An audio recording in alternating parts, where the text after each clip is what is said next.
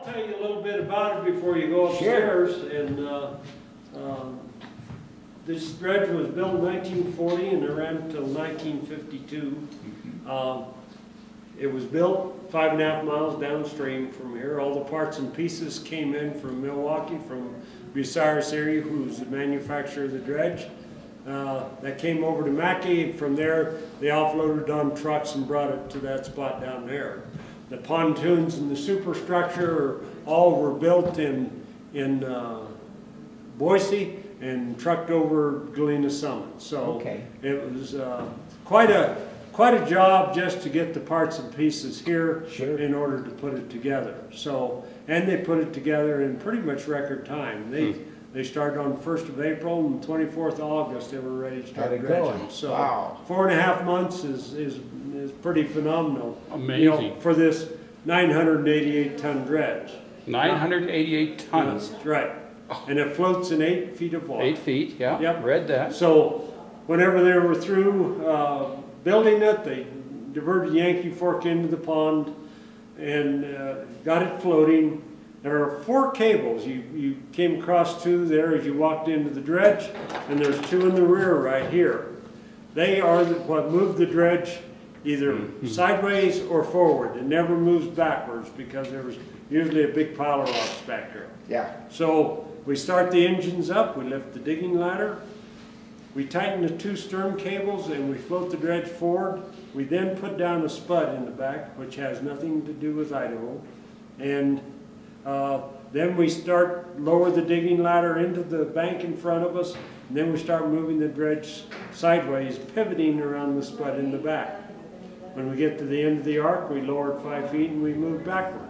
So back and forth, working our way down to bedrock, which in this valley is about 30 to 35 feet. 30, 35. Just above bedrock is a clay layer, and that's where most of the gold resides.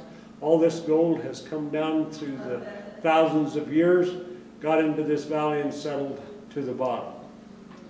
Now they figured there was $11 million worth of gold here in the valley. They only took out 1.2 according to the books. So, yeah, it might have been a flake or 2. Yeah, a flake or 2 here.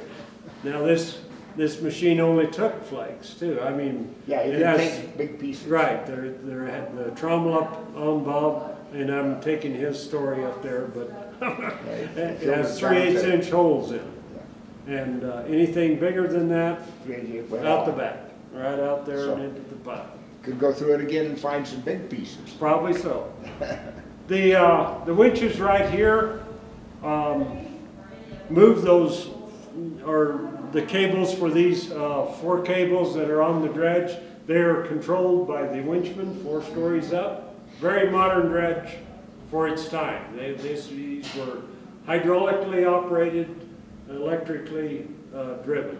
So when I raised my hand, she was off.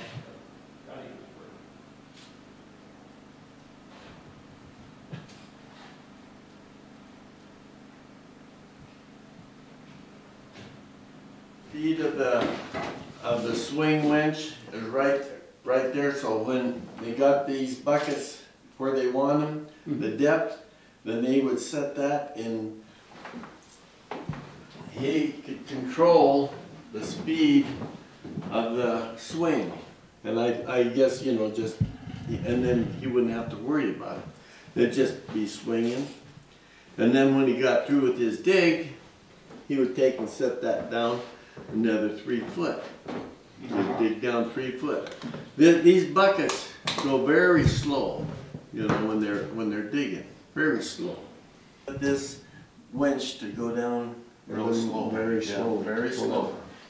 This here, right here, if he's sitting here watching and he sees a great big old boulder coming up, he'll flip this lever here, and I'll show you what happens back there.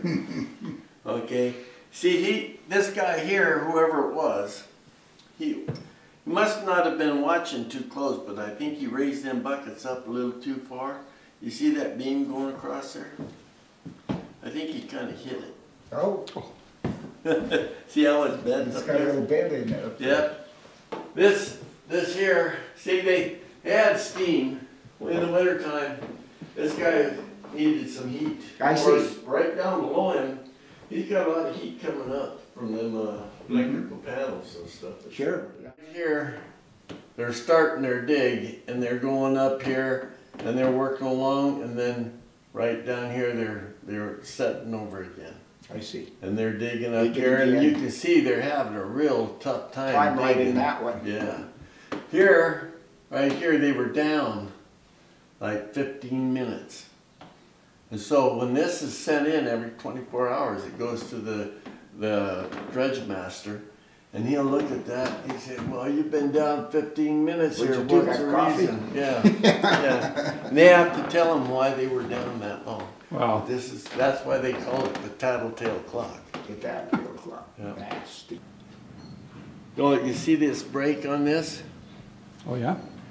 Well, when they were digging, this machine would want to dig itself deeper and deeper and deeper. Oh, okay, it would, yeah. Yeah, and so they had a break on here to kind of keep it from digging. Well, you can see it down there on the winches. And then if they needed to break this, keep this, the buckets from going backwards on it, you know, when things were shut down a little bit, they would have a break on this to control that. So it's a too. break for the bucket, Right. bucket break. This is what we call the grizzly. I call it the grizzly. It would sit there, that big rock would come out and roll back out and down out in the pond. They'll take this off, take these bolts off, remove this half of the bull wheel. You can see where it's taken apart right in half.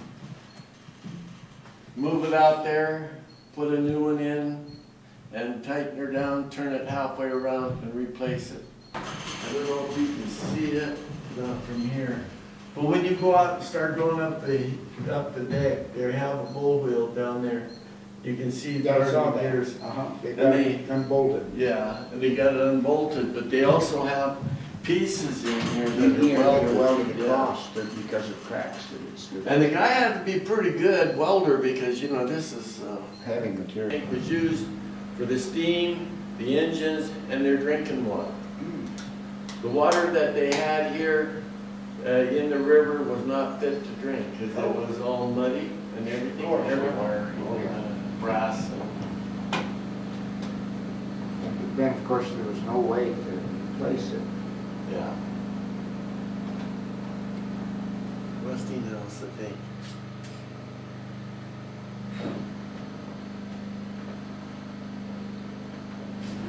And that's that feather gold, small, fine gold.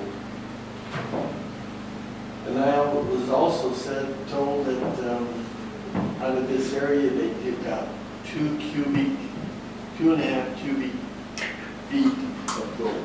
So that's pretty good That's a chunk. chunk of gold. That he meant, he would talk to J.R. Simplot up there in the hospital. Other people would say that they just broke even, but he didn't. He just said quite well.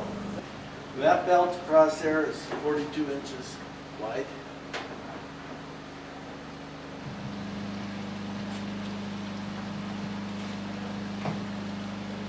Some of the gold from the clay, you know, because when you get down to bedrock, there's a lot of clay. A lot of clay down there? The Okay. fines were in that.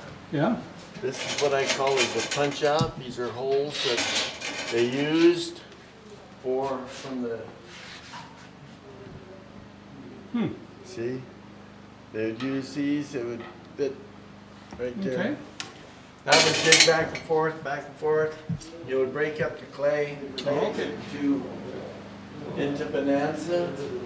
They had a recovery building there. And they would, you know, even with the mercury, they'd heat it up to 800 degrees. That would cook the mercury off. It would vaporize, and then it would go into a pipe like this, and then it would liquefy again, leaving the ore in the pot. Then they'd heat it up to 1800 degrees, poured it into bars or ingots, you know, and the ingots were from 500 to 700 troy ounces. Power, took both of them running. Oh.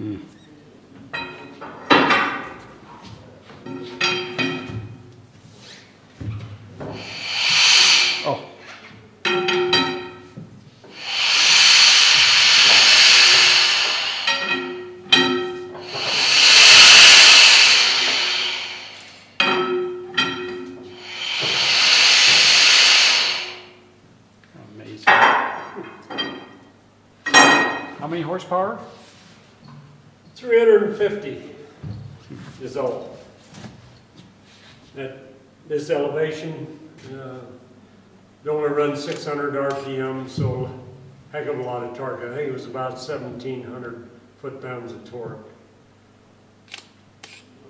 Well, trying to find parts for it that had been vandalized off here, stolen off here. There's the air distributor that distributes the air that goes in and starts it turning was missing, and I couldn't find one. And so then we thought, you know, the other thing is if you did start it, and the vibration of it with these pontoons that are rusty, It might just it might collapse. collapse. And then much wind, the room up there gets pretty warm, but that's about the only place. With all that knife switches in at the right time, and then all these handles here were a motor on board, and he would bring those in one at a time. This one was always a problem engine right here, and it blew a rod out, and so they had to see. Normally it would have this configuration with these plates like this, but they had to make this side plate like this for evidently the piston came out, or the rod came out the side of it, so through the side of it. So they had to make this.